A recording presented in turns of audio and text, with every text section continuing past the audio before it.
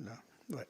Bon, je mets le micro parce que c'est retransmis. Donc, merci à Christophe Robert et à Madame Bédag d'être présents. On est un peu au terme de la mission que nous a confiée la présidente de l'Assemblée nationale, une mission qui a été confiée à moi-même comme président de cette mission et à mon collègue Michael Cosson, député des Côtes-d'Armor, qui doit être, je pense, en visio.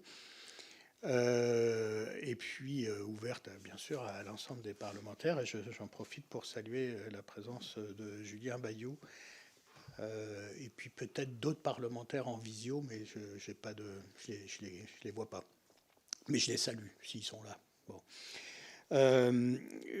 D'abord, vous expliquez un peu le sens de cette mission qui a été initiée au mois de novembre dernier. On a commencé nos travaux au mois de décembre.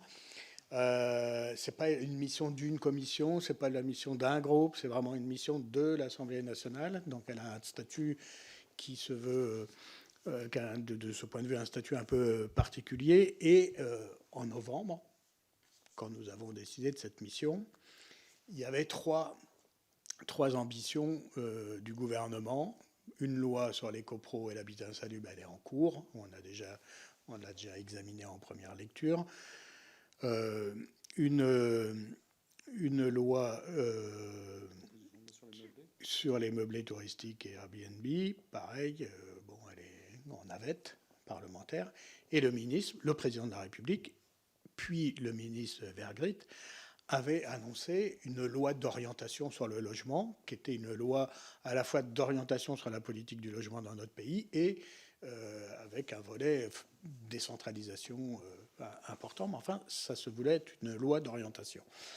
Et donc, c'est la raison pour laquelle cette mission s'inscrivait non pas dans les lois écrites et déjà élaborées sur les meublés touristiques ou sur les copropriétés, mais plutôt d'essayer d'être une contribution à une loi d'orientation dont je dois vous avouer que, à moins que vous ayez des informations qu'on n'a pas, mais pour l'instant, on ne sait pas vraiment où elle est. Ça pas, dans la déclaration de politique générale du Premier ministre, ça ne figurait pas.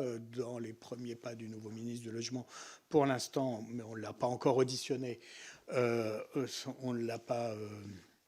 enfin, ça n'a pas encore été mentionné. Bon, enfin bon, toujours est-il que c'est dans cette direction-là que nous travaillons. Donc c'est une mission, indépendamment de son intitulé, qui se veut une mission un peu large. Et on avait pris appui sur les travaux du Conseil national de la refondation, dont vous avez assuré la coprésidence, en se disant si un consensus peut se dégager au sein du Conseil national de la refondation, des promoteurs immobiliers à la Fondation Abbé Pierre, des organismes HLM, au MEDEF, en passant par un peu les fédérations professionnelles, en passant un peu par tout le spectre, on se dit il n'y a pas de raison que ce consensus qui existe dans les milieux professionnels du logement ne puisse pas se retrouver au sein de la représentation nationale. Et donc on était un peu dans l'idée, donc je salue l'arrivée de Michael Cosson, député MoDem des Côtes-d'Armor.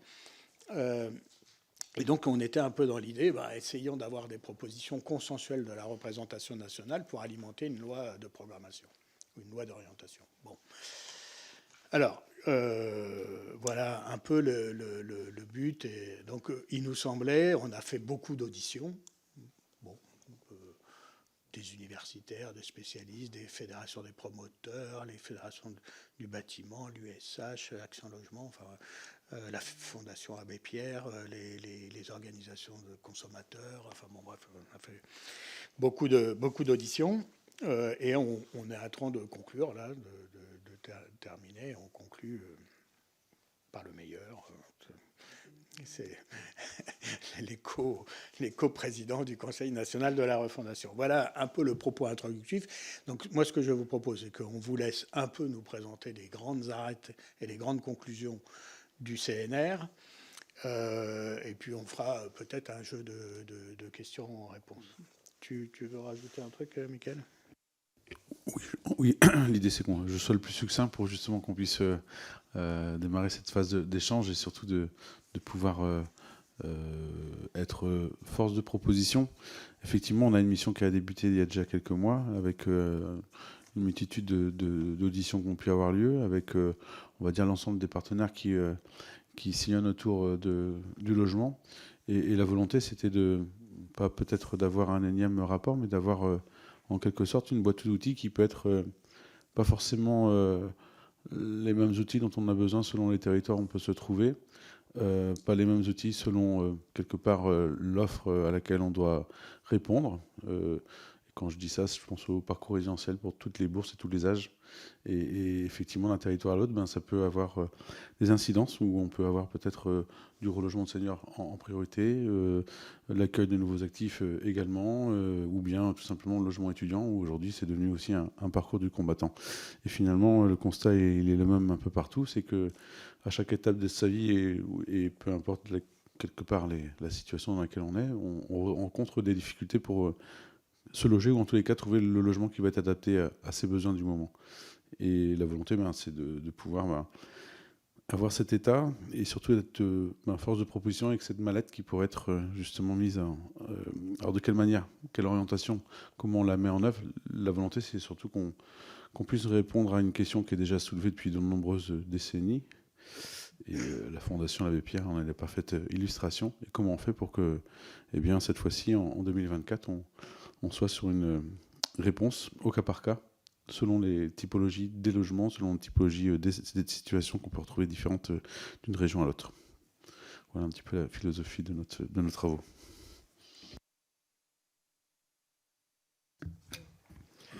Eh ben merci beaucoup pour cette proposition d'audition. Peut-être on s'était dit avec Véronique Bédac que je pouvais juste rappeler un peu le contexte du CNR, les grandes lignes, et ensuite peut-être on rentrera de façon assez synthétique dans certaines propositions, puis surtout répondre à vos questions, puisque vous êtes à la fin de ce travail parlementaire, et je sais que vous connaissez bien le sujet, donc je ne suis pas sûr que... Enfin, ce qui serait intéressant peut-être, c'est de creuser des points sur lesquels il reste des interrogations, notamment peut-être la dernière, sur l'adaptation au territoire, aux réalités, et puis peut-être des sujets qui vous intéresseraient plus particulièrement. Juste rappeler quand même, parce que effectivement le président l'a évoqué en introduction, la dimension de point de vue partagé par les acteurs a été assez forte au CNR.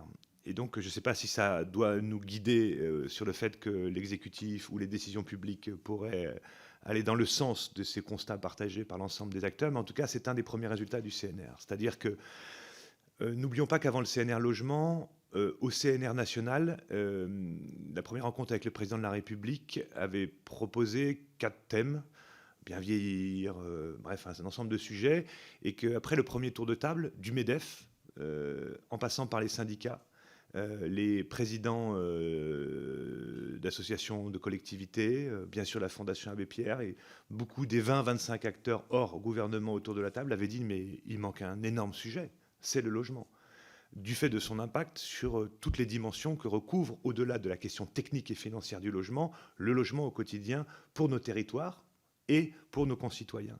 Et très sincèrement, ça a été très très massif.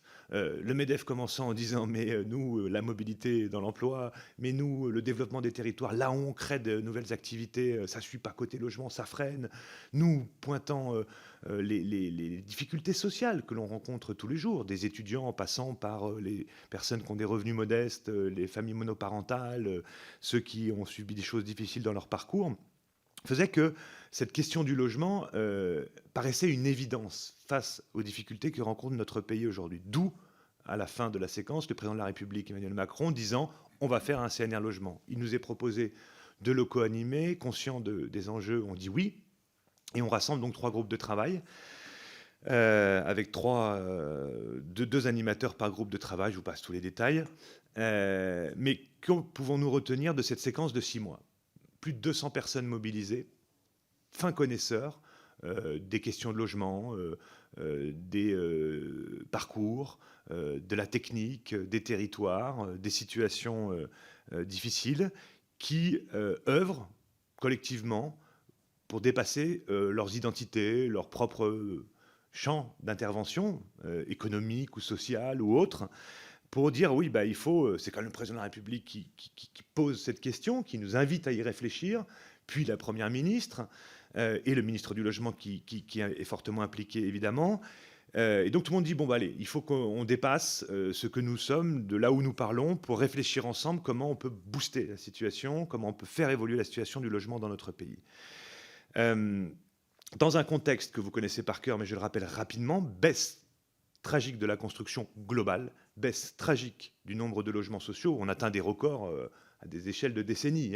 Quand on est en dessous de 300 000 logements construits en France, c'est une catastrophe. Quand on est à 82 000 logements sociaux financés en 2023, alors qu'il y en avait 125 000 en 2018, à chaque fois qu'on a un logement en moins, ou 10 milliers de logements en moins, ou 40 milliers de logements en moins, c'est 40 000 situations qui ne sont pas résolues derrière. Donc c'est ça qu'il faut avoir en tête. Une hausse comme jamais de la demande de logements sociaux, 2,6 millions de ménages demandeurs, une augmentation très importante du nombre de personnes sans domicile fixe, doublement en 10 ans, une augmentation des coûts de la construction, des prix de l'énergie, des taux de prêt, des refus de prêt. Voilà le contexte dans lequel s'inscrivait ce CNR et dans lequel les mois qui ont suivi le CNR se sont encore enfoncés, en quelque sorte. On s'est encore enfoncé sur ces indicateurs. Un autre constat partagé, premier poste de dépense des ménages, donc un impact sur le pouvoir d'achat considérable, même avant l'inflation.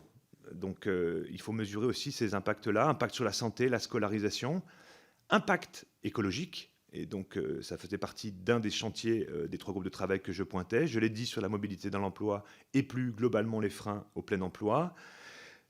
Un enjeu sur l'emploi dans le bâtiment et d'immenses inquiétudes aujourd'hui.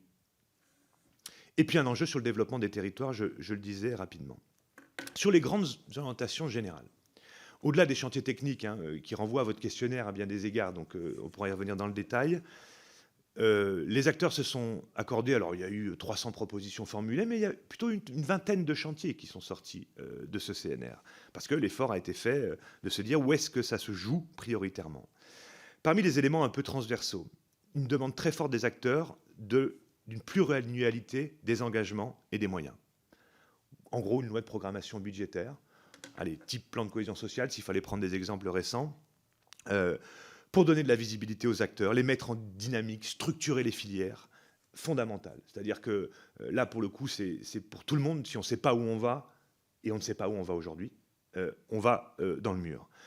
Des objectifs qui soient chiffrés, qui permettent d'évaluer l'atteinte ou non des objectifs, et si nécessaire de recadrer le tir, donc de l'évaluation aussi en permanence. Ça ne veut pas dire qu'il ne peut pas y avoir une différenciation territoriale, mais quand même, chacun a pointé, et ça c'est très étonnant, enfin très intéressant, le rôle majeur de l'État dans cette histoire. Et c'est là où le débat décentralisation, il faudra regarder ce qui... Aujourd'hui, on n'a encore pas compris ce que l'exécutif veut faire sur le sujet, mais un rôle majeur de l'État historique, en fait. Et on sait que quand il a donné une impulsion, ça n'enlevait pas l'adaptation au territoire, j'y reviendrai, mais la garantie d'avoir une politique du logement forte dans le pays, la garantie d'une égalité des territoires, avec un enjeu qui doit être remis sur la table autour de l'aménagement du territoire, et qui recoupe également votre propos, donc du portage, de l'impulsion, du pilotage, du soutien, ce qui n'empêche pas, et ce n'est pas paradoxal à nos yeux, de penser qu'au niveau des politiques de l'habitat, il peut y avoir une ambition de délégation de compétences à des autorités qui seraient disposées à le faire, équipées pour le faire, qui auraient mis les moyens pour le faire. Alors on a formalisé ces choses-là autour des AOH, issus de la loi 3DS, mais ça peut être autrement, on peut y réfléchir, mais en tout cas, l'un et l'autre ne sont pas incompatibles. On peut avoir une grande ambition et une adaptation au niveau des territoires en fonction de la réalité locale, pour arriver à mettre en œuvre concrètement les objectifs qui seraient fixés nationalement, mais adapter les outils, adapter les financements aux besoins des territoires, avec une précaution quand même aussi de veiller à ne pas déléguer n'importe quoi. Vous avez écho par exemple au contingent préfectoral, on pourra y revenir. L'autre élément un peu transversal, indépendamment des 20 chantiers en tant que tels, c'est les aides et les contreparties sociales doivent être maintenues. Et c'est là où on a une grande claque, je vous le dis avec l'expression bien choisie, c'est qu'à l'issue du CNR, au lieu d'avoir une impulsion dans les termes que je viens d'évoquer et qu'attendaient l'ensemble des acteurs, on nous annonce la réduction du prêt à taux zéro et on nous annonce la fin du dispositif Pinel. Or, nous pensons qu'il y a besoin d'aide et d'incitation, qu'on peut discuter des bons niveaux de contrepartie sociale et écologique et qu'on peut les adapter, on peut tout discuter de tout, mais le retrait pur et simple est une catastrophe. Un autre élément transversal, il faut des mesures d'urgence et il faut des mesures structurelles. Et je crois qu'on peut combiner les deux, là aussi, comme le rôle de l'État et l'adaptation des outils et des moyens au territoire. Un autre élément transversal, c'est qu'il faut agir sur tous les leviers. Avec Véronique Bédague, on a beaucoup insisté avant même les conclusions finales, auprès de l'Élysée, auprès de Matignon, du ministère du Logement, pour dire faites feu de tout bois pour les parcours résidentiels, pour les réalités plurielles que vous avez évoquées en introduction. Et je crois que personne n'est épargné à certains égards. Alors là, on est très très riche, il n'y a pas de problème, mais globalement, le spectre de ceux qui rencontrent des difficultés, des pires que l'on puisse rencontrer parce qu'on est sans abri, à ceux qui ne peuvent pas aujourd'hui accéder à la propriété, ils le souhaiteraient, ou être en mobilité professionnelle, ça fait beaucoup de chantiers à ouvrir. Juste pour finir cette introduction, de dire que l'engagement de tous les acteurs a été énorme, qu'il y a des sujets, je vais en prendre un seul, qui n'étaient pas évidents au départ, qui ont, j'allais dire, émergé de manière assez consensuelle, autour du foncier par exemple, l'importance du foncier. Alors, qu'est-ce que ça veut dire? Maîtriser le foncier, définir ce que l'on veut en faire. Il y a plusieurs possibilités. On était même d'accord pour dire avec Véronique Bédague qu'il fallait peut-être ouvrir une mission sur le sujet, sur la manière d'encourager la construction là où il y a encore autour de la densification, sans opposer avec le zéro artificialisation nette. Mais en tout cas, il y avait un débat autour du foncier qui émergeait fortement sur quelle ville voulons-nous, où construire, où densifier, construire quoi en fonction des besoins. Et quand je disais que la claque a été grande, c'est que l'engagement de tous ces acteurs pendant 6 mois, eh bien, les résultats auxquels a conduit le CNR ont conduit à une forte déception. Et là, je voudrais le dire même indépendamment des questions du logement, indépendamment de notre engagement à nous ou des 200 personnes qui ont été engagées, il faut faire attention. Nous, on n'a pas fait ça comme ça. On a du boulot, tous, comme vous. Et de voir que le peu d'écoute qu'il y a eu à l'issue de ces travaux collectifs à la demande de l'exécutif fait mal dans le débat démocratique, dans le débat public, dans le débat politique. Et ça, c'est quelque chose que je tenais à vous dire aujourd'hui, avant de rentrer dans le détail des propositions du CNR ou des chantiers. Christophe, alors peut-être pour compléter ou donner des éclairages un peu sur la façon dont moi, au fond, ce que je retiens des conclusions du CNR. D'abord, si je peux commencer par une plaisanterie, quelqu'un disait un jour, quand on met ses fesses en haut d'un toboggan, c'est rare qu'on n'arrive pas en bas. Je peux vous dire que c'est vraiment ce qui est en train d'arriver. Tu parlais de 300 000 logements construits. L'année dernière, il y a eu moins de 200 000 logements vendus. Il n'y a aucune raison qu'on construise plus que ce qu'on a vendu. C'est-à-dire que 95 000 logements collectifs. Les maisons, c'est un effondrement. On a vu les chiffres ce matin, 58 000, 40 000 logements sociaux construits par les organismes de logements sociaux pour compte propre. Ça fait moins de 200 000.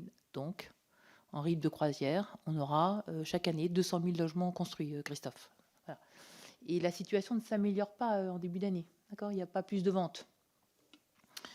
Je ne sais plus comment dire qu'il y a urgence, en fait. Je ne sais plus quel mot employer. Il doit me manquer un mot parce que je ne me fais pas entendre. Peut-être pour en revenir sur le CNR, il y a quelques... je suis d'accord avec Christophe, ce qui est intéressant, parce que du coup, on a relu le CNR 6 mois après. Au fond, ce qui est intéressant, au-delà des propositions, parce qu'au fond, c'est un peu au gouvernement, aussi à vous, à dire, au fond, quelles sont les bonnes réponses aux questions posées. Moi, j'ai envie de revenir sur 4 ou 5 sujets qui vraiment sont montés du CNR au-delà de tout le sujet développement durable, qui est un sujet très important. D'abord, tu as raison, le sujet du foncier. Ça, c'était très intéressant. L'évolution y compris moi d'ailleurs, dans le groupe, se dire au fond, le foncier, on ne le regarde pas comme on doit le regarder, c'est un bien commun. Et donc, il va falloir le traiter différemment. Une fois que j'ai dit ça, je ne sais pas très bien comment on fait. Mais il est vrai qu'aujourd'hui, le foncier, évidemment, je ne vous fais pas de dessin, vous avez tous beaucoup travaillé sur ces sujets. La zéro artificialisation nette, forcément, elle rend le foncier encore plus rare. Donc le foncier est un bien commun qu'il faut sans doute traiter de façon spécifique. Ceux qui espéraient que le foncier allait baisser à cause de la crise, moi, je ne vois pas de baisse de prix de foncier. Il y a eu l'idée que le foncier allait baisser de 20%. Je me suis dit, pourquoi pas, ça va peut-être arriver. Mais non, ceux qui disposent aujourd'hui d'un foncier constructible, ils savent très bien qu'ils ont en main un bien rare. Et donc, dans les propositions du CNR, il y avait évidemment l'encouragement à la libération du foncier par une fiscalité appropriée. Il y a eu des travaux parlementaires sur ces sujets-là. Et puis, il y a eu même l'idée, tu as raison, Christophe, de comment est-ce qu'on encadre, comment est-ce qu'on contrôle le prix du foncier et comment éventuellement on est en capacité de rendre aux collectivités une partie, au fond, de l'amélioration comment dirais-je, d'espace public qui, au fond, se traduit sur le prix et la plus-value sur les... Moi, je me souviens, quand j'étais à Paris, quand on a fait le tramway. Et le tramway, c'est une vraie dépense publique très importante, c'est une vraie requalification du boulevard des Maréchaux. Évidemment, les prix du foncier autour des Maréchaux sont augmentés grâce au... Et ça, les collectivités ne savent pas reprendre une partie de cette plus-value. Et alors, tout le monde dit, c'est pas possible. Je ne sais pas, regardons quand même. Parce qu'il va quand même bien falloir, on ne peut pas enrichir les propriétaires fonciers parce que par hasard il se trouve. Voilà. Et donc ça tu l'as retenu aussi. C'était de vrais débats. Moi, je pense que c'est bien que les marchés aient un prix, etc. Mais c'est vrai que là, on est dans un moment où le foncier devient un bien commun très rare. Voilà. Et donc, il n'y a aucune raison que ça baisse et ça ne va pas favoriser la production de logements abordables. Deuxième sujet très intéressant aussi traité qu'on n'a pas réussi à traiter par le CNR, qui était l'évaluation des besoins. Ça, c'est un truc intéressant parce que grosso modo, c'est à la rencontre de deux choses. Il y a quand même bien l'État qui doit dire bonjour, voilà à peu près de quoi on a besoin, et c'est une itération avec les besoins locaux, parce que vous le disiez vous-même. Les besoins et les types de besoins ne s'expriment pas pareil en fonction de là où on est sur le territoire. Comment est-ce qu'on organise ça? Et puis nous, pendant quand même quelques années, l'État n'a pas dit qu'il fallait de logements. On a eu une ouverture du CNR qui était très intéressante, où était intervenue la chief économiste de la direction du Trésor, qui a dit, bon ben voilà, toutes choses égales par ailleurs, compte tenu de ce qu'on sait de ce pays, à 200 000 logements, 250 000 logements produits tous les ans, on est bon. Là, on y est. Donc on va voir si on est bon d'ailleurs, parce qu'on y est. Moins que ça, on est à 200 000. Et donc, je pense qu'il y a quand même un sujet là-dessus. Il faut accepter de faire un diagnostic partagé. C'est très compliqué d'avoir des politiques publiques sans diagnostic partagé. C'est... Voilà.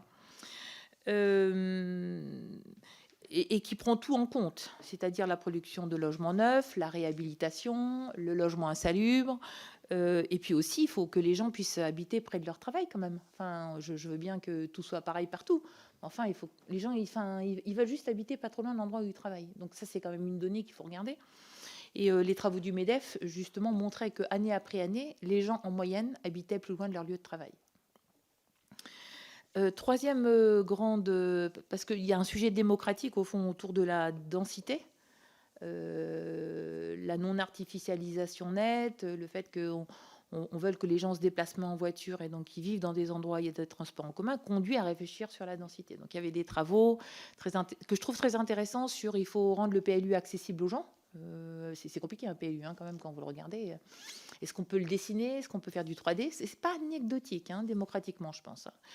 Est-ce qu'on peut imposer une densité minimale? C'est une bonne question, moi je trouve.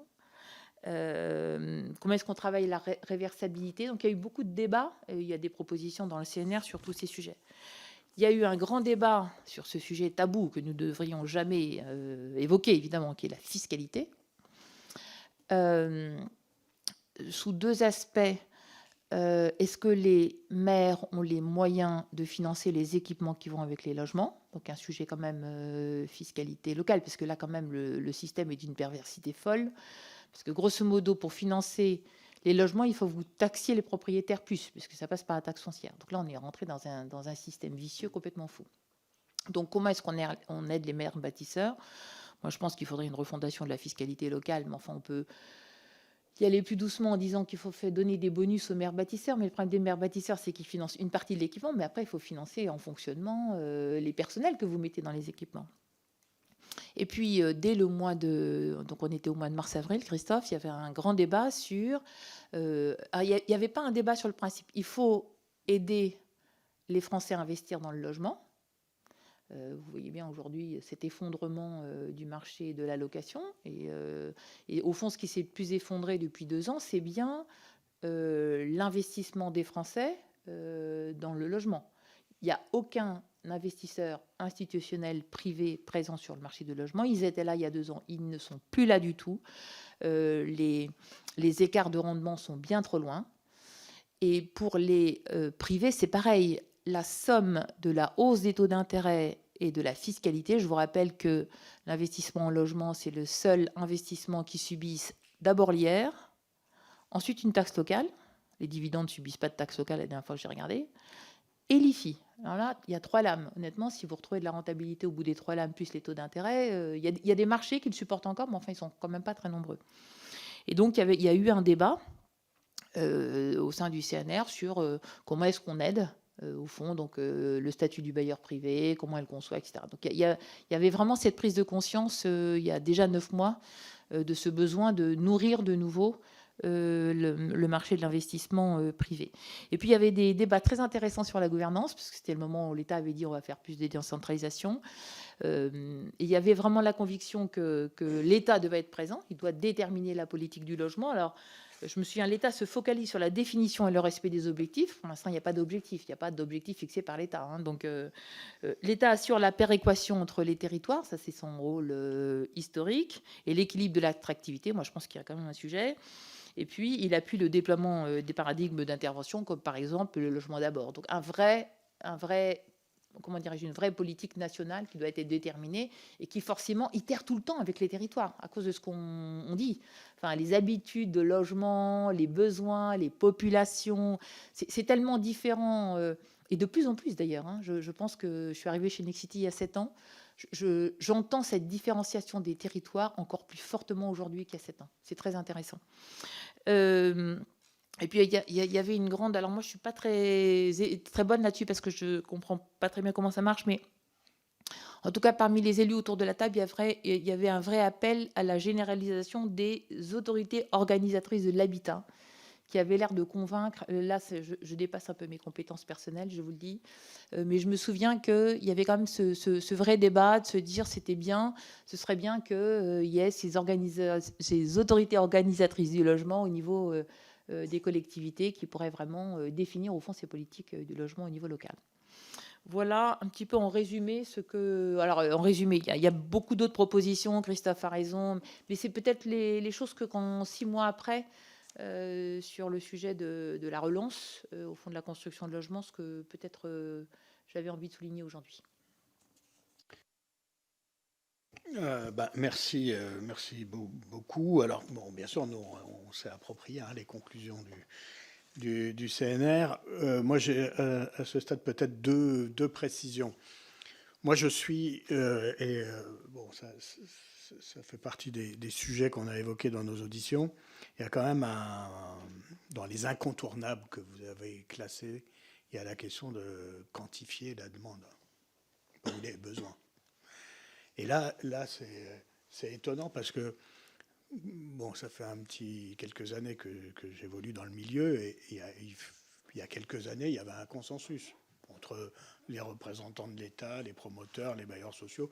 Il y avait à peu près un consensus sur ce qu'il fallait faire, sur le combien il fallait faire. Bon, après, on n'y arrivait pas, mais au moins, il n'y avait pas de débat là-dessus. Aujourd'hui, il me semble, et l'écho de ce que vous avez dit, la direction du Trésor au CNR l'indique. Moi, j'étais, je l'ai dit au ministre, je l'ai dit, je suis allé à l'assemblée de la FNAIM où ils m'ont donné je participais à une table ronde, je l'ai dit devant le ministre. Nous, on a vu le DHUP ici, il nous explique en gros un peu ce qu'explique la direction du Trésor. C'est-à-dire qu'il y a au plus haut sommet de l'État, au moins dans l'administration, si ce n'est au gouvernement, l'idée que finalement, notre pays n'a pas tant besoin de logements que ça. Bon. Et que libérer les vacants, enfin bon, il y a toute une série d'idées, densifier les secteurs, les pavillonnaires, etc. etc. Bon. Donc, il y a un peu... Donc ça, c'est un vrai sujet parce que nous, on a fait l'exercice de compiler les PLH, qui est quand même l'émanation des territoires. Quand on compile les PLH, on arrive en gros à 490 000 logements à produire par an, dont 180 000 logements sociaux, si on compile les PLH, c'est-à-dire le cumul des élaborations stratégiques de territoire par les territoires eux-mêmes. Donc, entre ça et l'analyse qui est faite au niveau de l'administration centrale, il y a bien un écart. Il va quand même essayer de le clarifier. Notre rapport va essayer d'apporter sa pierre. Bon, cela étant, ce sujet est excessivement important. Et je ne sais pas si, dans le détail des travaux du CNR, vous avez creusé ou élaborer des chiffres, ou si vous êtes interdit cet exercice. Voilà, ça, première question. La deuxième, la question de la fiscalité. Alors, la fiscalité, on peut y toucher de diverses manières. Il y a le grand chantier de la fiscalité locale, mais enfin, c'est pas le but de notre mission, donc on ne va pas s'aventurer sur ce terrain. Mais par contre, la décorrélation entre la fiscalité locale et les municipalités qui détiennent quand même les permis de construire, ça c'est un sujet. Bon, et c'est pas... Voilà, et donc on peut... c'est pas de bon augure d'envisager une décentralisation en mettant sur les maires la responsabilité de tout ce qui ne va pas, quoi. Parce que, mais est-ce que sur cette question de la fiscalité et sur la question foncière, parce que je souscris, moi ça faisait quand vous parliez du tramway, mon voisin rigolait parce qu'à chaque audition, moi je parle du Grand Paris Express, 45 gares, aucune maîtrise foncière publique autour de ces gares. Et donc c'est un lieu de spéculation terrible qui était contenable avec un peu de volonté politique. Donc sur cette question du foncier et de la fiscalité pour le libérer, est-ce que vous avez avancé sur des propositions et pareil sur le statut des bailleurs privés, parce qu'on voit bien que sur ce sujet-là, et pourtant c'est pas ma formation initiale ou ma tendance initiale que d'être porté sur un statut fiscal particulier pour les propriétaires privés. Mais là, on voit bien l'impasse dans laquelle nous sommes du point de vue de la location et donc la nécessité de bouger. Donc je voulais savoir si sur ces terrains-là, aide aux maires bâtisseurs et fiscalité locale, fixation de la quantité, de l'objectif stratégique de production de logements, parce que les PLH existent. Donc, ou alors, bon. Est-ce qu'on peut un peu essayer de dégager un consensus là-dessus et d'aider l'État et le gouvernement à se donner des objectifs partagés? Et enfin, quand on calcule ce qui se construit, il faut aussi calculer en solde net. Moi, les chiffres que j'ai sur le logement social, je ne sais pas si c'est les mêmes que vous avez, mais enfin, quand on cumule les démolitions et les ventes, qu'on les retire de ce qui se produit, on arrive à un chiffre qui est plutôt de 35 000 en solde net logements sociaux par an. Ce qui est, c'est-à-dire de logements en plus pour loger des familles éligibles au logement social. Peut-être plusieurs remarques. Alors, on n'a pas fait le travail que vous avez fait, je le trouve très intéressant, d'addition des PLH. En revanche, l'USH, dans sa dernière évaluation, a une partie qui repose sur cette même logique de comptage et qui fait écho d'ailleurs au débat qu'on a eu avec l'exécutif pendant le CNR. Parce que le CNR nous disait l'exécutif nous disait qu'il faut arrêter de mettre des objectifs nationaux. D'accord. Enfin, d'abord, pour l'ambition, ça peut être intéressant. Et si on ne veut pas faire comme ça, il faut néanmoins regarder effectivement la connaissance que nous avons des besoins identifiés dans les territoires. Et les PLH sont quand même des lieux désormais de qualité. Donc je trouve particulièrement intéressant. Non, là où on a eu un débat, c'est sur la question de la prise en compte des situations de mal logement ou pas. Hein. C'est-à-dire que intégrer le desserrement. Vous savez que le surpeuplement, qui était une variable qui était plutôt historiquement à la baisse et qui était signe de modernité dans notre pays, est reparti à la hausse dans les secteurs tendus, du fait de l'augmentation des prix et la décorrélation avec les ressources des ménages. Je fais écho, bien sûr, aux situations les plus dures de mal logement, que ce soit des personnes sans domicile, sans abri, ou des personnes contraintes de loger dans des logements indignes mais chers. Exemple typique le plus catastrophique étant Marseille, et le rapport de Nicole qui montrait 40 000 logements quand même, donc 40 000 ménages contraints de louer cher des logements qui ne sont pas de qualité, qui normalement ne sont pas mis en location. Donc tout dépend le périmètre que l'on retient, c'est-à-dire est-ce qu'on est que sur la projection démographique ou pas, où on intègre les autres dimensions. C'est là où on a eu un premier débat, mais plus largement, c'est peut-être moins le CNR que personnel, mais ce que j'ai senti, c'est qu'il y a un moment dans cette histoire, parce qu'il y a eu le CNR, il y a eu l'après, et l'après s'est avéré encore plus dur, c'est ce que Véronique évoquait à l'instant. C'est comme s'il y avait eu un changement, une rationalisation a posteriori d'une soi-disant politique du logement, où on dirait maintenant il ne faut plus construire, il faut rénover. Et nous l'avons dit au CNR en introduction, Véronique et moi-même, devant la Première ministre, les ministres, en disant il ne faut pas choisir entre les deux. Ce serait une erreur. C'est comme si on disait est-ce qu'on choisit de s'occuper des mauvaises conditions de logement des personnes âgées ou des jeunes? Non, il faut faire les deux, évidemment. Et donc, choisir l'un pour l'autre, c'est en fait, je crois, une rationalisation après coup, sincèrement. Parce que bien sûr, il faut rénover. C'est majeur et on avait des propositions très fortes dans le CNR autour de ce sujet, puisque c'était un des 3 grands groupes de travail. Donc, vous avez vu les conclusions. Donc, là, il y a une absence de vision aussi politique sur les 2 dimensions. Et pourquoi je dis ça? Parce que si on reste à une échelle macroéconomique, on peut retomber sur les pattes du Trésor. 3 millions de logements vacants, certains disent il suffit de mobiliser ces logements vacants, mais c'est complètement faux. Le département qui est le plus marqué par la vacance dans notre pays, c'est le Cantal. Alors, je veux dire, les besoins ne sont pas là, donc ça n'a aucun sens, sans compter la vacance frictionnelle, bref, tous les indicateurs d'INSEE qui permettent de qualifier, c'est un peu plus de 3 millions de logements. Donc ça n'a pas de sens. Donc on n'est pas sérieux quand on dit ça. On est sérieux quand on regarde ce que Véronique Bédac disait tout à l'heure. Ce que vous avez fait, quand on regarde les PLH, où les acteurs locaux savent quels sont les besoins parce qu'ils consultent les acteurs économiques, parce qu'ils regardent la liste de demandeurs de logements sociaux, ils regardent qui est en demande de desserrement, etc., etc., etc. Donc, capacité foncière aussi, exactement. Et du coup, soyons un peu sérieux. Enfin, je crois que c'est ça que nous appelons de nos voeux dans cette évaluation. Mais on n'a pas voulu se substituer ni au Parlement, ni à l'État, ni aux spécialistes sur ce sujet. Sur le foncier, comme l'a dit Véronique et comme j'ai dit aussi, c'est que on a plutôt fait émerger, le sujet est arrivé comme ça très fortement. Moi, j'aurais jamais pensé en tant que délégué général de la Fondation Abbé Pierre pouvoir autant discuter de cette question avec tous les acteurs et s'accorder sur le fait que c'était le premier sujet qu'on mettait sur la table devant la Première ministre.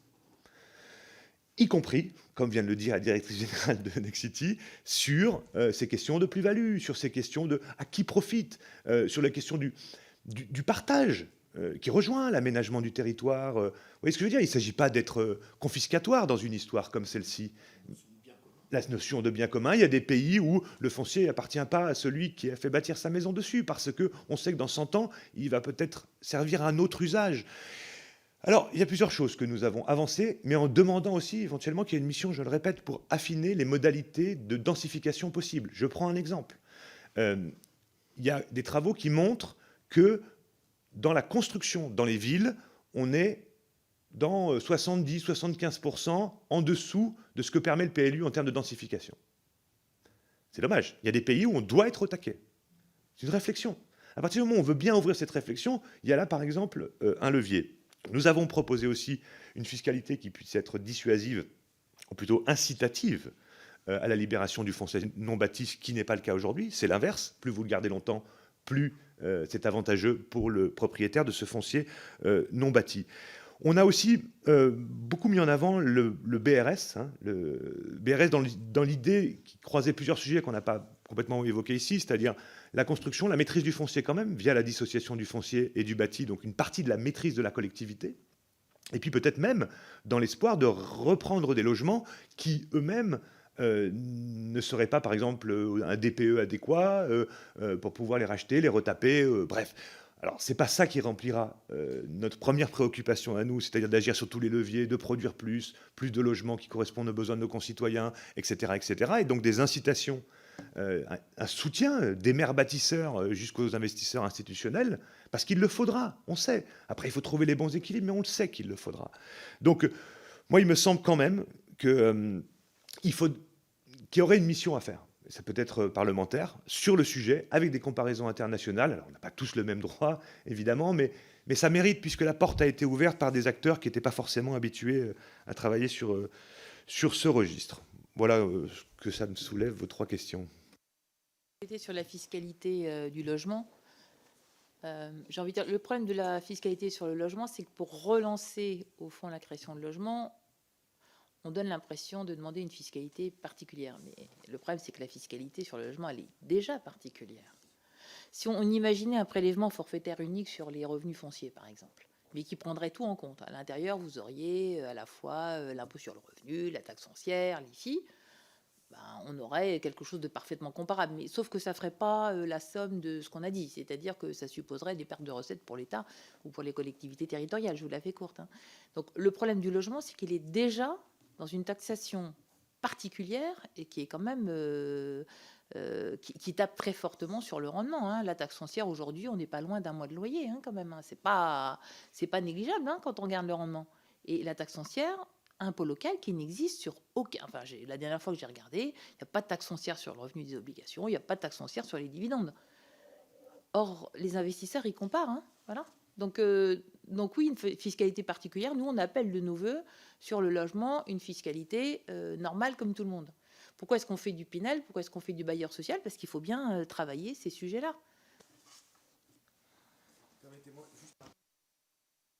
Sur la question du foncier, le foncier de l'État, mais il y a déjà des travaux qui ont été faits parlementaires sur le sujet, mais quand même, il y a une question qui est posée à travers une vision politique de ce que l'on veut faire de ce foncier. Vous savez à quel point c'est compliqué, puisque ça veut dire qu'il peut y avoir une perte, mais qui serait un choix politique, pour le coup, mais il y a ce sujet. Et je ne peux pas quand même ne pas dire un mot aussi sur... quand on parlait du rôle de l'État et de ses choix économiques, des coupes massives, donc ce n'est pas l'objet du CNR, mais des coupes massives subies par les bailleurs sociaux et les ménages à travers les APL, de l'ordre de 4 milliards d'euros par an. Et je crois comprendre que dans les 10 milliards annoncés par le ministre de l'économie il y a quelques jours, il y a encore une nouvelle vague d'économies envisagées sur les APL. On n'a jamais fait mieux que les APL pour pouvoir ajuster... et ces économies-là sont délétères. Et ça, ce serait peut-être une autre audition que celle du CNR.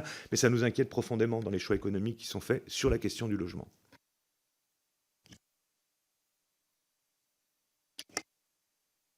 Merci, Monsieur le Président. Oui, moi j'avais une remarque et 2 questions. Sur la remarque, c'est qu'on a vu le gouvernement opposer quand même très fortement propriétaires et locataires. C'était... un peu le prolongement de ce qu'avait pu faire Nicolas Sarkozy. Et si vous n'étiez pas tous propriétaires, alors les locataires, ceci, cela. Et j'ai l'impression que c'est non seulement stérile, mais dangereux, parce que de plus en plus, les petits propriétaires ou les propriétaires occupants font face aux mêmes difficultés sur les charges ou sur l'énergie, évidemment, que les locataires. Est-ce qu'il n'y aurait pas plutôt, si on devait forcément travailler un clivage, ceux qui spéculent, les multi-archi-gros propriétaires versus tous les autres. Mais je suis aussi intéressé par ce que vous disiez, Madame Bédac, sur finalement une opposition entre le propriétaire qui loue et qui, en vérité, on se demande encore pourquoi il le fait, parce qu'il a l'impression d'être le dindon de la farce, alors que ce qui est beaucoup plus intéressant, c'est de faire de l'assurance vie, du capital ou du Airbnb. Là où effectivement on se bat, c'est le débat du moment, pour faire appliquer le rabotage de la niche fiscale sur Airbnb que le gouvernement ne veut pas faire. Donc voilà, s'il y a un clivage, quel est le bon pour pouvoir un peu orienter les débats? Une question pour vous amener à être encore peut-être plus francs tous les deux. Vous avez dit, je ne sais pas comment dire qu'il y a urgence. C'est vrai qu'on n'a plus les mots. Mais est-ce que c'est pas tout simplement un je m'en foutisme? C'est-à-dire qu'en face, les éléments sont connus. Le ministère du Logement, quand il n'a pas les chiffres, il demande à la Fondation Abbé Pierre, c'est assez simple. Est-ce que, clairement, on n'est pas sur une logique très darwiniste, d'espérer ou d'attendre que le marché se casse la gueule, que ça purge, moi j'ai entendu ça, que les investisseurs se réajustent et que le marché reparte dans 3-4 ans, et tant pis pour la population en attendant. Voilà. Est-ce qu'on n'est pas un peu là-dessus, à Bercy ou ailleurs, au plus haut? Et puis si j'ai une troisième question, c'est un peu si on fait le deuil d'un gouvernement qui s'intéresse au logement, c'est-à-dire qui s'intéresse véritablement au logement dans les années suivantes, dans les années qui viennent, à supposer qu'il y en a un qui s'y intéresse fortement en 2000, allez au hasard, 27, c'est quoi les éléments lourds, les grands axes, au-delà du budget, hein, de modifications législatives? Voilà. J'ai entendu fiscalité, évidemment, loi de programmation budgétaire, le foncier. Mais voilà, si c'est un peu comme ça, liste Prévert ou presque liste de Noël, sur les loyers, sur la construction, qu'est-ce qu'il faut faire bouger dans la loi pour permettre de enfin répondre à la question?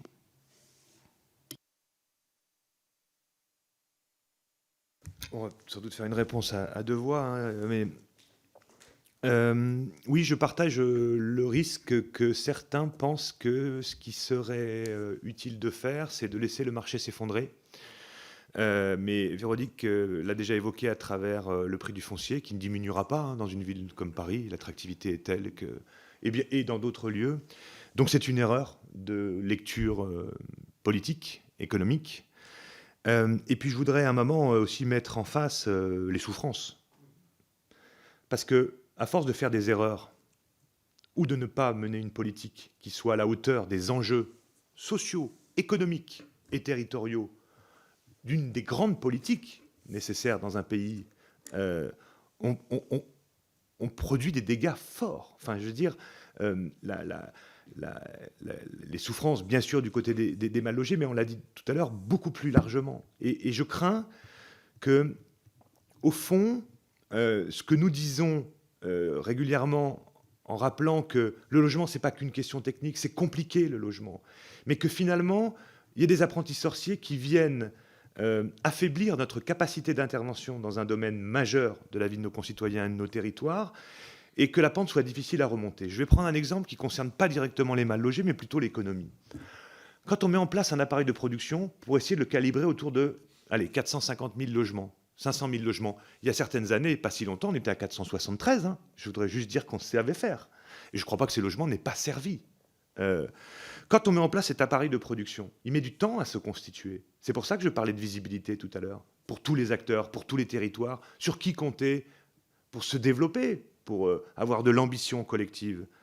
Le jour où vous l'affaiblissez, le jour où vous demandez à tous les acteurs d'écrémer, le jour où vous vous séparez de compétences, reconstituer ce gros paquebot, cette capacité d'intervention pour le pays qui est bon, parce qu'il y a une fiscalité aussi qui rentre dans les caisses de l'État, parce que ça répond aux besoins sociaux, parce que ceci, parce que cela, eh bien, il faut faire attention à ça. C'est-à-dire que je crois effectivement qu'il y a des logiques un peu qui sont, comment dire, des slogans, ou en tout cas en partie déconnectés des besoins des territoires. Et c'est pour ça d'ailleurs que les éléments du CNR ont apporté des éléments de consensus du côté des élus, comme des différents acteurs en fait présents sur le champ. J'ai rarement rencontré quelqu'un qui connaît le logement qui n'est pas d'accord avec tout ce que nous venons de dire depuis le début de l'audition. Alors parfois au début, parce que les personnes ne connaissent pas tel ou tel ministre, ou telle personne, ou tel parlementaire, mais dès qu'on connaît le logement, ce que nous venons de dire est considéré comme évident. Évident. Et donc, ce n'est pas des lubies d'acteurs, ça correspond aussi à l'analyse de notre histoire des politiques du logement, des politiques de l'habitat et des politiques d'aménagement du territoire. Concernant les éléments lourds de modification législative, bon, c'est carrément un programme qu'il faudrait envisager, mais je pense quand même qu'il y a encore besoin, autant il y a des choses qui sont bien connues de nous tous, de par notre histoire, de par notre expérience et notre intelligence collective, je pense. Mais il y en a d'autres qui ne le sont pas tout à fait. Où se situe le bon niveau des aides? Avec quelle contrepartie sociale? Avec quelle contrepartie écologique? C'est-à-dire, où est-ce qu'on doit soutenir les investisseurs, enfin, encourager l'investissement institutionnel ou de particulier? Où est-ce que se situe le bon niveau pour les bailleurs sociaux? Avec quelle contrepartie, etc., etc. Et là, si on était d'accord pour se dire qu'il faut que l'État fixe des objectifs pluriannuels, qu'il déploie des soutiens, on pourrait discuter, prolonger le CNR. Moi, je ne regrette pas d'avoir fait le CNR, mais le prolonger sur la phase opérationnelle des chantiers qui nous sont apparus collectivement incontournables. Et on verra très vite, et on l'a souvent dit encore une fois avec Véronique, qu'il va falloir agir sur différents leviers à la fois. C'est pas en choisir un. Alors moi, je suis plutôt pour les propriétaires, moi je suis plutôt pour les locataires, moi j'aime pas le logement social, moi j'adore le logement social, allez, moi j'aime le logement intermédiaire, et j'ouvre la boîte de Pandore, la loi SRU. Non, je crois que la sagesse et la connaissance du sujet nous impose de savoir où on met les moyens. On a conscience du déficit du pays, on a conscience, mais on a aussi conscience des retours sur investissement et ce que ça permettrait pour la société. Donc c'est là-dessus que les équilibres peuvent être trouvés pour adapter les bons outils législatifs. C'est là où je voulais en venir. Je suis comme toujours parfaitement d'accord avec Christophe. Je pense que dans le moment, notre sujet, c'est de loger les Français là où ils ont envie d'être logés. Et donc, ça ne sert à rien d'opposer propriétaire ou propriétaire bailleur. De toute façon, tout est en train de se réduire. Hein. Là, il y a moins de propriétaires, le stock de logements alloués diminue. Vous me disiez vous-même que dans vos calculs, grosso modo, au fond, en net, il n'y avait pas tant que ça de logements sociaux qui étaient créés. Donc, c'est ça notre sujet. Moi, il faut jouer avec tout, il faut encourager tout. Et puis, il faut laisser aux gens l'espoir, quoi. Enfin, moi, ce qui me frappe beaucoup, là, ce qui me touche beaucoup, c'est qu'au fond, c'est tous ceux qui veulent se mettre en mouvement qui sont bloqués. Qu'est-ce que ça bloque? Vous êtes une femme de mon âge, voilà, respectable désormais, voilà, j'ai ma maison, voilà, je bouge pas, voilà. Mais les jeunes, les décohabitants, ceux qui veulent bouger pour travailler, pour faire des études, mais c'est tous ceux-là qui sont bloqués. C'est tous ceux qui sont en mouvement dans la société. Moi, ce qui m'a beaucoup frappé à la rentrée, c'est que, alors ça dépend des conditions, mais entre 12 et 17% des jeunes ont renoncé à la formation qu'ils voulaient parce qu'ils ne trouvaient pas de logement. Mais vous trouvez ça normal? Mais il y a quelqu'un qui trouve ça normal dans cette salle?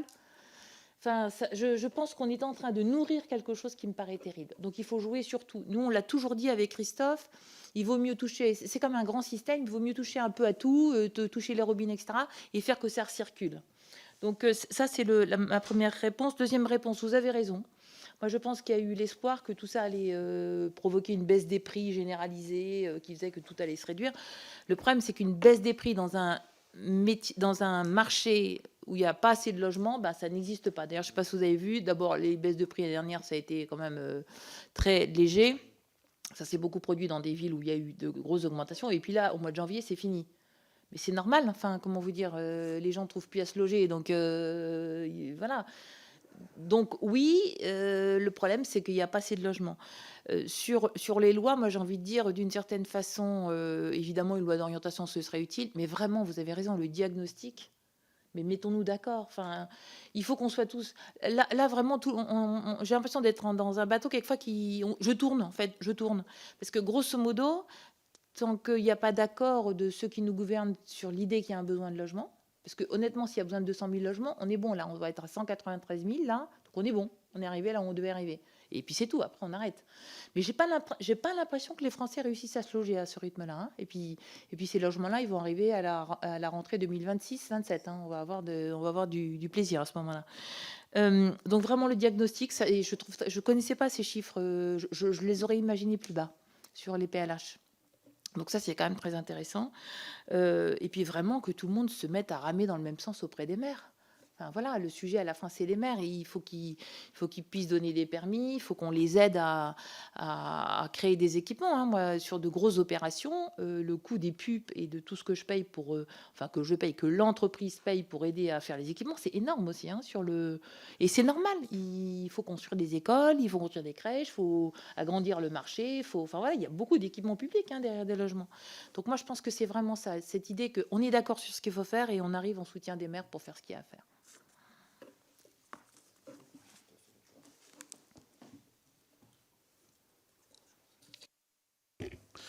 Oui. Tout d'abord, merci pour cette présentation et les propos que vous avez pu tenir et justement sur ces conclusions du CNR qui peuvent être, lorsqu'on a effectivement travaillé pendant 6 mois, être frustrant de voir ce qui en ressort après ces 6 mois d'attente. Après, pour avoir travaillé au sein du ministère du Logement depuis 28 ans, j'ai pu voir se succéder bon nombre de gouvernements, de lois. Et pourtant, la problématique du logement, bien qu'on la nomme au nom du ministère ou sur le fronton d'un ministère, c'est pas pour ça qu'on a su apporter les bonnes solutions. Et quelque part, si on en est là, c'est aussi dans le but de pouvoir apporter les bonnes solutions. Et lorsque vous dites qu'une loi de programmation budgétaire sur plusieurs années permettrait de donner de la lisibilité, à condition qu'on fixe des objectifs, c'est aussi ce à quoi en fait les gens veulent pour pouvoir retrouver de la confiance.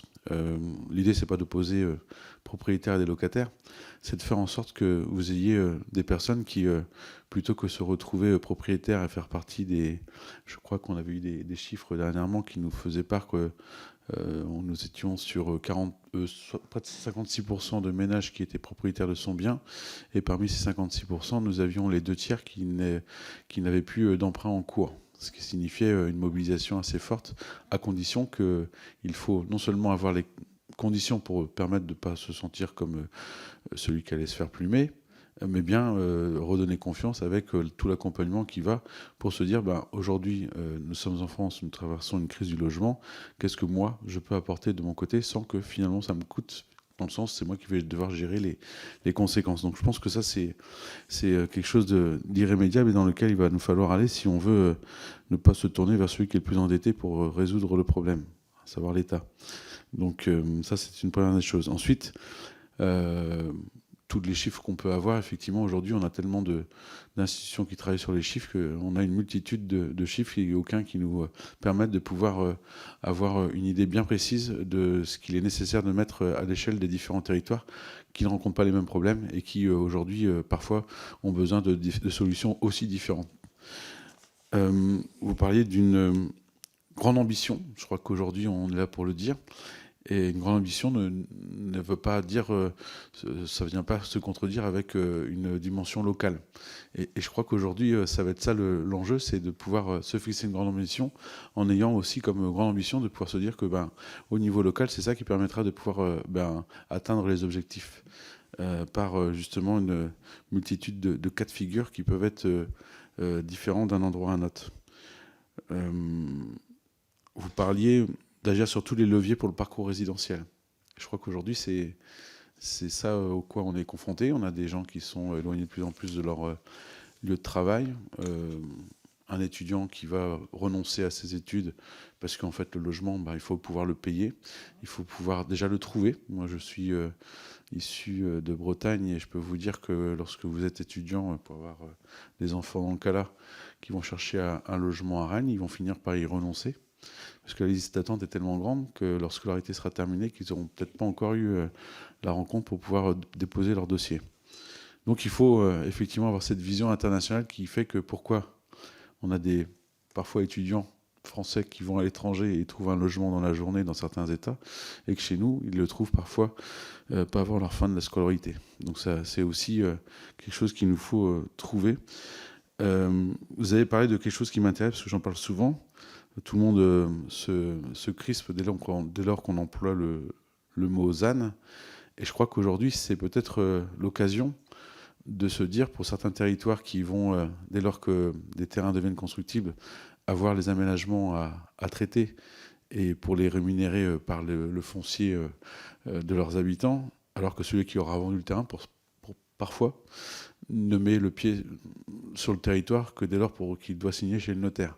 Et donc, je crois que de vouloir se dire c'est aux collectivités que doit revenir une part de la plus-value pour justement aborder la déconstruction en construction, la construction sur la ville, d'apporter des équipements, faire de la réhabilitation thermique ambitieuse, adapter des logements à l'handicap, à nos seniors. Je crois qu'il n'y a pas c'est pas être impoli de pouvoir dire que c'est 125 000 hectares qui vont nous rester. Ce serait quand même dommage que ces derniers ne profitent pas à nouveau au territoire comme ça pourrait l'être par rapport à tous les enjeux qu'on peut avoir en termes de logement. Et pour terminer, vous l'avez dit, on a 473 000 logements avec une production qui est difficile à mettre en œuvre dès lors quand on les atteint. Et c'est vrai que dès lors que vous les affaiblissez, affaiblissez, vous avez une part de confiance pour pouvoir retrouver ce nouveau et comment faire en sorte que les gens vont se retourner vers des rentabilités plus fortes dans d'autres moyens plutôt que le logement. Et je crois que vos travaux du CNR, là, qui aujourd'hui ont 6 mois, mériteraient qu'on puisse aussi demander à ce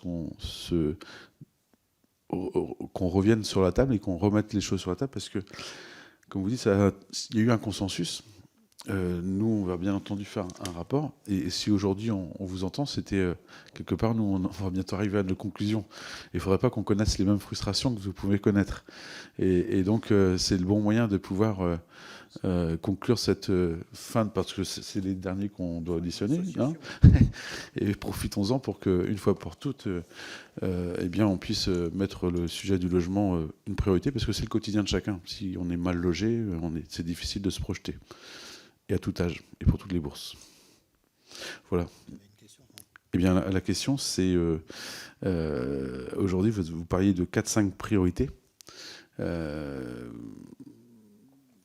au jour d'aujourd'hui, quelles sont, selon vous, vraiment celles vers lesquelles c'est suffisamment mûr pour qu'elles soient mises sur la table, dès lors qu'il y a une volonté consensuelle, et je pense que ça, c'est quelque chose que sera difficile de démonter.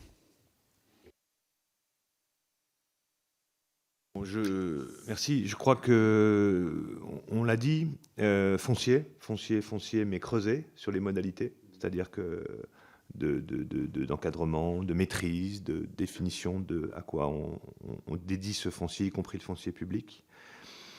Soutien à la production, soutien aux maires. Les bons niveaux restent à définir, et je pense que dans vos travaux, il peut y avoir des choses intéressantes à produire sur ce registre-là. Parce que trop peu n'incite pas, trop, ce serait du gâchis économique, financier, enfin du budget de l'État, du budget de la nation, et on a conscience des difficultés. Il y a une partie, un troisième registre qu'on a moins détaillé, mais sur la question de la régulation des marchés, mais qui rejoint la régulation du foncier, mais c'est vrai aussi du côté des locations touristiques, des résidences secondaires. Donc ça fait écho à la proposition de loi que Julien Bayou évoquait tout à l'heure. C'est quand même dingue de demander autant de temps, alors que des territoires et des responsables politiques de droite comme de gauche, ayant vu en Bretagne ou dans le Pays Basque les dégâts provoqués par ces plateformes qui écrasent et qui empêchent le développement local pour des jeunes comme des cohabitants, enfin des situations que décrivait Véronique ou vous venez d'évoquer. Donc il y a tout un registre autour de la régulation des marchés. J'évoquais le BRS. Le bon niveau aussi sur la question de transition écologique et investissement et contrepartie. Il faut trouver. Ça rejoint Lausanne, mais pas seulement. Dans le rapport de la Fondation Abbé Pierre cette année, un des points positifs qui était listé dans l'action du gouvernement, c'était les moyens mis sur la table pour la rénovation thermique des logements. Et on nous annonce il y a quelques jours qu'on renlève 1 milliard. Donc, c'est-à-dire que pendant 2 mois, vous dites bravo, bravo. Et puis, en fait, 2 mois après, on vous dit, en fait, non, c'était une blague. Je suis très surpris, je vous le dis tout de suite. Alors, on peut réfléchir, peut-être qu'on n'atteignait pas les 200 000 et que logements par an, mais vous savez, encore une fois, c'est une dynamique de long terme. C'est parce qu'on fixe un cap sur le long terme que les acteurs se mettent en ordre de marche pour l'atteindre. Mais donc, il y a un enjeu. Et puis après, un enjeu autour de ces bons équilibres sur la question écologique, les besoins sociaux et les moyens de la nation dédiés pour soutenir ces productions. Mais il faut soutenir et faire feu de tout bois, on l'a largement évoqué. Enfin, peut-être un dernier point quand même sur la question sociale, parce que on peut considérer que les APL, ça coûte trop cher et faire 4 milliards d'euros d'économie. Mais est-ce qu'on a mesuré les effets que ça produisait, les dégâts sociaux, parce qu'on a moins de production de logements sociaux, parce qu'on a moins d'APL, donc pour se loger, pour être en mobilité ou pour se maintenir dans le logement. Et là, je voudrais dire que ces indicateurs-là ne sont pas bons, c'est-à-dire que des personnes qui autrefois étaient épargnées par les difficultés de logement, aujourd'hui, ils sont confrontés. Et ça, c'est comme pour la production, la capacité de production, où Véronique disait tout à l'heure qu'on va en subir les effets là, c'est pas fini, quoi. On n'en est qu'au début de cette histoire, de cette triste histoire. Eh bien, je crois que c'est vrai aussi, en tout cas du point de vue de la Fondation Abbé Pierre, dans les profils de personnes fragilisées par rapport au logement qu'on ne connaissait pas auparavant. Je pense à des artisans, je pense à des commerçants. Et donc, on a là la question du bouclier social, qui est un peu différente, hein, c'est-à-dire, mais vous le savez, les APL avec les minima sociaux, c'est l'aide la plus efficace pour faire sortir de la pauvreté les ménages dans notre pays. Donc, avoir choisi de couper dedans de cette manière-là, c'est vraiment une catastrophe. Ça nuit aussi à la mise en place du logement d'abord. On n'est pas revenu sur le logement d'abord parce qu'il y a eu plusieurs missions, Véronique l'a évoqué. Mais si on veut faire monter une bonne politique du logement plutôt que de la dépense dans de l'hébergement d'urgence qui coûte cher à la nation, qui n'est pas bon pour les personnes qui vivent dedans, il faut aller vers des solutions de logement durables et dignes pour ces personnes aussi. Et de ce point de vue-là, je pense que la nation en sortirait grandie. Voilà. Alors, je vais peut-être faire des redites par rapport à ce que disait Christophe. Moi, je pense qu'il faut d'abord que l'État reprenne sa place, parce qu'on n'a pas entendu grand-chose. Et quand je pense l'État, je pense représentation nationale complète. Je pense que la représentation nationale, elle a un vrai rôle à jouer. Enfin, c'est aussi vous qui faites monter les besoins. C'est toujours été comme ça. Voilà. Donc, vraiment que l'État reprenne sa place, que l'État dise voilà. Alors, on a entendu les mots. Elisabeth Borne, au mois de juin, a dit je vais prendre le problème à bras le corps. Le Premier ministre vient de dire dans sa déclaration de politique générale qu'elle allait chercher les logements avec les dents. Donc, je pense que cette métaphore physique va finir par produire quelque chose. Mais je pense vraiment rôle de l'État. L'État doit dire ce qu'on fait, doit dire qu'il y a des besoins, doit dire voilà. Enfin, il y a une politique qui doit se déployer. Vous l'avez dit, moi je pense très intéressant ce sujet d'évaluation des besoins. Si on veut tous, comment est-ce qu'on imagine une mobilisation de tout le monde sans but de guerre? Vous dites à une armée bonjour, il y a un combat à mener, mais on ne sait pas ce qu'on doit prendre. Vous voyez ce que je veux dire? Les chances que l'armée finisse par prendre ce qui doit être pris, quand même, c'est ça qu'on a en ce moment. Hein, voilà. Il y a tout le sujet des fonciers, de la densité minimale, parce que le foncier devient un bien rare. On ne peut pas à la fois faire de la non-artificialisation et pas densifier. Enfin, il y a un truc qui ne va pas, c'est mathématique. Il n'y a pas de sauf à creuser, mais enfin, j'imagine pas tellement de trucs. Donc vraiment, ce sujet de la densité au travers des PLU, peut-être la densité minimale, je pense que ça se regarde. Aussi les permis de construire, tout est lié.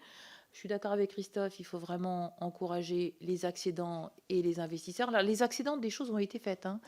Moi, j'étais contre le retrait du PTZ sur le neuf dans les zones détendues parce qu'on finit par envoyer des messages qui finissent par être entendus d'ailleurs, je pense.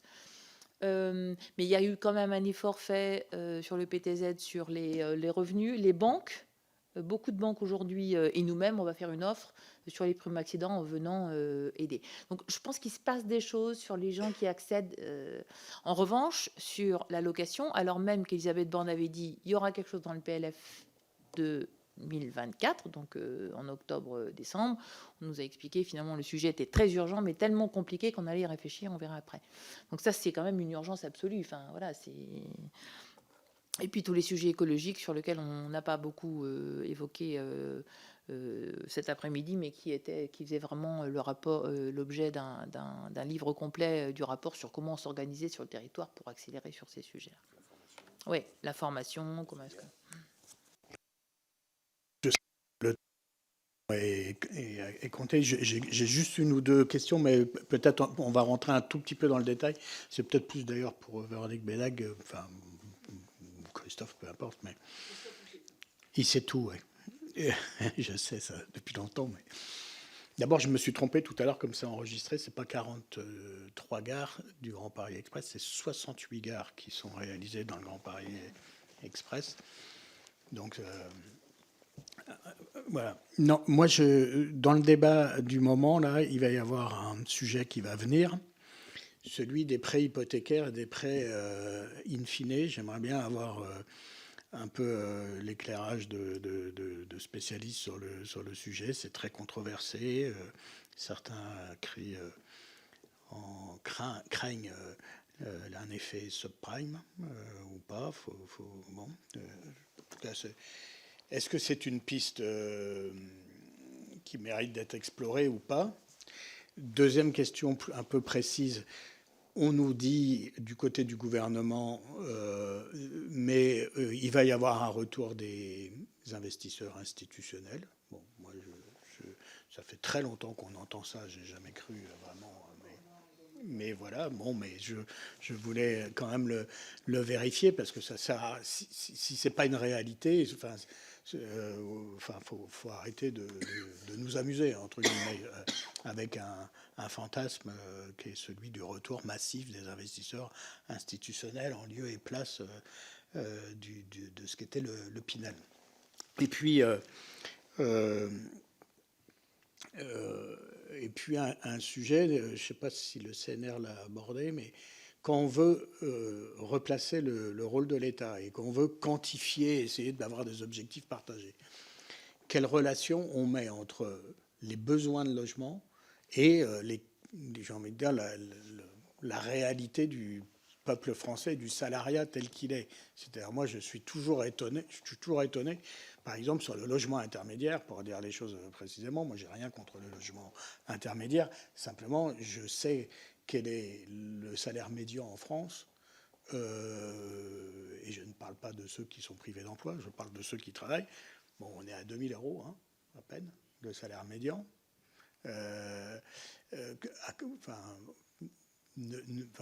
Le logement intermédiaire correspond à un tout petit segment. Or, aujourd'hui, on a l'impression que c'est un peu comme les investisseurs institutionnels.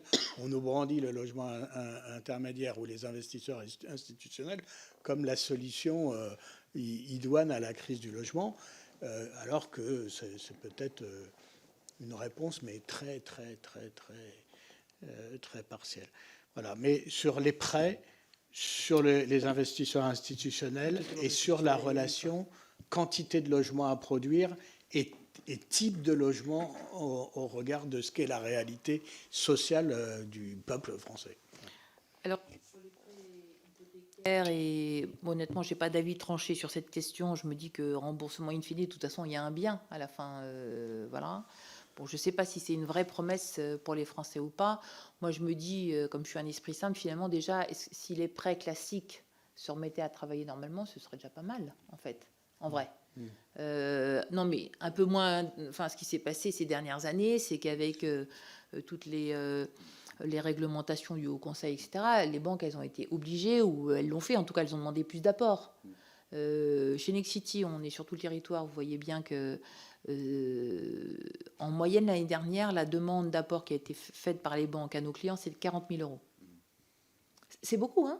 Un jeune qui commence dans la vie active, ceux qui ont 40 000 euros sur un compte à côté, comment vous dire, c'est pas si courant, hein. Donc, moi, le système classique, et je pense que les banques sont en train d'essayer de le remettre en... Mais déjà, regardons très tranquillement et très sereinement les règles du Haut Conseil à la stabilité financière pour vérifier que c'est pas un truc qui bloque. Enfin, c'est quand même des règles prudentielles qui ont été décidées à un moment où les prêts étaient très hauts. On nous explique que ces règles prudentielles, elles sont tellement bien que même quand les prêts diminuent de 40%, il faut les garder. Moi, je ne comprends pas. Je vous dis, je ne comprends pas. Voilà, je comprends pas. Donc, sur les investisseurs institutionnels, oui, il y avait l'idée que l'investisseur institutionnel, ça entretient, c'est mieux, etc. C'est juste qu'un investisseur institutionnel, c'est un monstre froid, hein. Autant un particulier peut avoir envie d'acheter de l'immobilier en admettant, en acceptant des taux de rendement un peu plus bas, parce que c'est quand même un truc, c'est l'immobilier, quoi. C'est quelque chose que vous voyez, que vous pouvez transmettre. Autant un institutionnel, c'est sec et bref, il veut un taux de rendement. Aujourd'hui, les taux de rendement qu'on nous propose, c'est assez simple. Il faudrait qu'on vende notre production à moins 25, moins 30% d'abattement de prix. Mais personne ne sait faire ça. Enfin, il faudrait que je paye pas le terrain. Enfin, on ne sait pas faire ça. Il n'y a pas de... Et aider les institutionnels aujourd'hui à acheter du logement, je pense que pour les finances publiques, ce serait extrêmement coûteux. Voilà. Et on peut vous faire passer, d'ailleurs, parce que nous, on a fait des travaux ville par ville, si ça vous intéresse. Taux de rendement demandé par les institutionnels, par les family office, par les particuliers. Ouais, oui, on a travaillé ça. Et c'est très intéressant parce que on a fait sur une dizaine de villes et on voit bien que les sujets se posent pas pareil partout. Donc ça, c'est quand même très intéressant. Mais ce qu'on voit, c'est que les institutionnels sont pas là. Donc ça, c'est une chimère dans le moment. Voilà. Je peux pas dire autrement. Et nous, on serait ravis, objectivement, hein. Ils achètent en bloc. Et on en a fait. Il y a 2 ans, on avait vendu à des institutionnels. Honnêtement, la hausse des taux d'intérêt a rendu cette affaire voilà, qui n'est pas dans leur scope du tout, hein. Dans ce registre-là, sur l'accession à la propriété, est-ce que vous ne pensez pas que une aide massive des primo-accédants est le moyen de fluidifier, de débloquer le... s'auto-censurer. Hein. Vous décidez tout à coup que... Non, mais moi, je pense qu'on a fait sur le logement des économies qui coûtent. Moi, j'ai passé 10 ans à la direction du budget. Il y a un truc dont on se méfiait comme la peste, c'était l'économie qui coûte. Et je pense que ce qui a été fait sur le logement, c'est une économie qui coûte. On supprime le Pinel, on a un effondrement de la TVA. Quand on va passer de 365 000 logements à 200 000 logements, vous allez voir l'effondrement de la TVA. Vous allez voir les problèmes d'emploi, de chômage que tout ça va poser. Hein. Donc pour moi, tout ce qu'on a fait sur le logement, c'est des économies qui coûtent. Voilà, et sur le LLI, parce que toi, le LLI, honnêtement, on en fait, c'est un peu aux marges par rapport au social, mais je trouve que c'est utile d'avoir du LLI pour permettre, dans certaines zones, à certaines personnes de sortir du logement social. Parce que si vous passez directement sur le marché privé, ben, les chances qu'il y ait de la rotation dans le logement social sont quand même pas très élevées. Mais je sais que le LLI est un de tes sujets préférés, Christine. Non.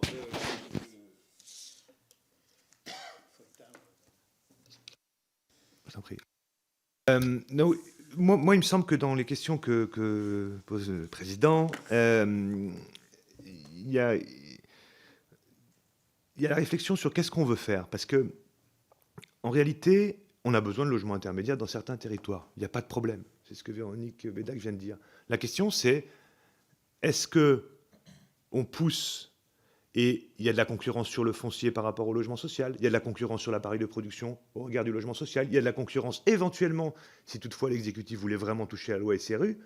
Donc la question, elle est plutôt là. C'est-à-dire, où est-ce que la puissance publique doit intervenir, doit provoquer, doit soutenir, doit donner l'ambition?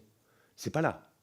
Qu'elle mette en place des outils qui permettent de faire du logement intermédiaire, pourquoi pas. Mais ça ne peut pas être en concurrence avec des besoins sociaux qui sont déjà majeurs. Et c'est pour ça que je trouve que votre question sur le logement intermédiaire, elle est très intéressante, parce que, au fond, ce n'est pas une question de spécialiste dont on est en train de parler, on est en train de se dire où se situe, et vous le faites avec le revenu médian, la demande. Regardons, on le sait tous, dans les 2,6 millions de ménages demandeurs de logements sociaux, il n'y en a que 5% qui pourraient relever de l'intermédiaire, raison pour laquelle il ne faut pas toucher à la OSRU dans l'esprit de ce que le Premier ministre a dit. Ça, c'est un premier point. Mais regardons plus en détail la réalité des ressources de ces 2,6 millions de ménages. Les 3/4 sont éligibles au logement très social. Donc on n'est même pas en train de parler de logement intermédiaire, on n'est même pas en train de parler de PLS, donc la partie haute du logement social, on n'est même pas en train de parler du PLUS. On aurait pu, il y a encore un certain temps, si les APL couvraient bien, parce que les plafonds seraient les mêmes dans les APL que les plafonds de loyer dans le logement social, mais ce n'est plus le cas aujourd'hui, puisqu'il y a eu déconnexion avec des mesures d'économie depuis une quinzaine d'années, pour le coup, pas seulement depuis 2017. Et donc, est-ce que la responsabilité collective, les moyens de l'État, par exemple avec le foncier public, ou de la défiscalisation, ou une TVA avantageuse sur le PLAI ou sur le plus, si jamais on voulait bien y revenir, doivent être mis en priorité pour répondre aux besoins sociaux? Je ne parle pas que des très pauvres, je ne parle pas que des mal logés, même si c'est ce qui nous tient à cœur. Je parle bien, effectivement, des catégories populaires, des catégories modestes, éventuellement des classes moyennes inférieures. Et c'est là où il y a tromperie sur la marchandise dans le débat. Donc il faut objectiver. C'est comme pour les besoins en logement. Regardons qui n'arrive pas à se loger aujourd'hui. Sur l'accession, pourquoi pas soutenir l'accession sociale? Pas à n'importe quelle condition non plus. Je crois que c'est ça, en fait, que le CNR nous... Le consensus qui s'est dégagé après ces 6 mois de travail, c'est que tout le monde pense qu'il faut qu'on fasse quelque chose. Après, trouver les bons équilibres, c'est ça la réflexion. Mais il faut aider à l'accession sociale à la propriété, mais pas à n'importe quelle condition, pas pour des logements pourris qui vont devenir les copros de demain, dégradés. Enfin, mais par contre, il y a une demande qui est là, on peut l'encourager, ça peut libérer des personnes qui sortiraient du logement social. Et c'est pareil, le prêt hypothécaire, moi je m'en méfie, parce que c'est souvent quand on n'a pas d'autre solution qu'on donne la capacité à des ménages qui n'ont pas la capacité de devenir propriétaires. Alors on le fait en mettant à 30 ans, je ne parle pas depuis 2 ans, hein, on le fait, bref, vous voyez comment ça marche, les gens achètent de plus en plus petits, maintenant ces prêts hypothécaires, la question ce serait les conditions d'ailleurs, parce que ce qui s'est passé aux États-Unis ou ce qui s'est passé en Espagne, c'est que les conditions de rachat est une catastrophe qui a fait l'effondrement qu'on connaît avec des millions de personnes qui se sont vues prendre leur logement.